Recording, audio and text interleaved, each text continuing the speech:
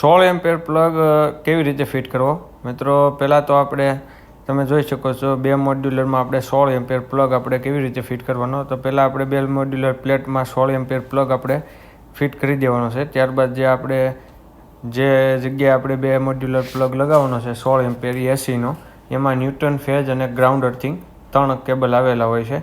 એમાં આપણે ફેઝ છે એમાં જે પ્લગની જમણી બાજુ કે ડાબી બાજુ એલ લખેલો હોય એમાં આપણે ફેઝ દેવાનો છે. તમે જોઈ શકો છો આ છે આપણે બે મોડ્યુલર 16 એમ્પીયર પ્લગ છે. એમાં ન્યૂટન, ફેઝ અને ગ્રાઉન્ડ અર્થિંગ 3ના ઓપ્શન આપેલા હોય છે. એમાં આ જગ્યાએ આપણે ફેઝ આપી દેવાનો છે. જે આપણે એસીનું સ્ટાર્ટર આપણે ઓન કરીએ તો એમાં પાવર સીધો આ રીતે અહીંયા આવી જાય. અને બીજો જે પોઈન્ટ છે એમાં આપણે ન્યૂટન દઈ દેવાનો છે, જે અર્થિંગનો કહેવાય.